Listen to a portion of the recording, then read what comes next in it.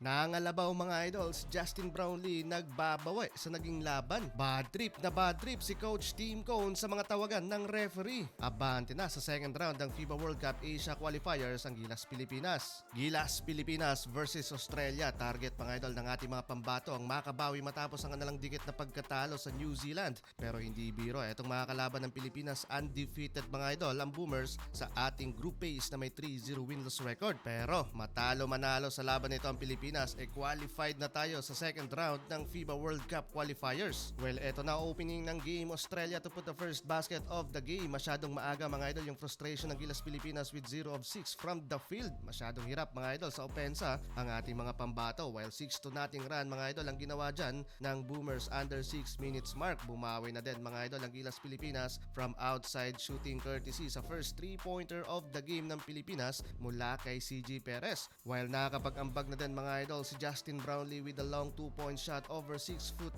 center ng kalaban. Under 3 minutes mark kung saan parehong low scoring ang dalawang kupunan ng hinayang sina Coach Team at JB sa play nito mga idol. Crucial 2 points panablasana sa 9 points ng kalaban. Pero eto na hype mga idol ang home crowd sa ating big man na si Quintin Millora Brown with a back-to-back basket. First lead ng Pilipinas. 4 straight points lang naman mga idol ang ginawa dyan ni QMB. Pero lamang mga idol ng 2 points ang Australia sa pagtatapos ng first quarter 12-14. Pero dahil sa controversy long 2 points ni JB, it turns out na 3 under review ng official, so 13-14. Pero 6 straight points from back-to-back 3-pointer mga idol ang buka na dyan ng Australia sa pagbubukas ng second quarter. Pero agad namang nakabawi dyan ng Pilipinas from highly contested wing 3-pointer ni Calvin Oftana. Trail by 3 points ang Gilas. Eto pa mga idol, mukhang nagbabawi ang ating naturalized player na si Justin Brownlee. Another 3 for Gilas Pilipinas mula yan sa assist ni Dwight Ramos. So far, sina Justin Brownlee at Saint Dwight Ramos ang naging catalyst dito sa second quarter. Back-to-back 3-pointer for Gilas. Isa dyan mga idol, mula kay Kevin Kiambao. First points dito sa laban. Pero in control pa rin dyan mga idol ang visiting team with the 5 points advantage. 33-38 end of first half. Malaking problema kagad dito mga idol ng Gilas Pilipinas kasi simula pa lang ng third quarter magkakasnod na nakapag-commit ng foul ang ating national team. Pero still doing some damage pa rin dyan. Etong si Justin Brownlee. Maganda ang kanyang output ngayon hitting from corner 3-pointer. At eto pa mga idol, nagkasagutan ng dalawang big man ng kupunan.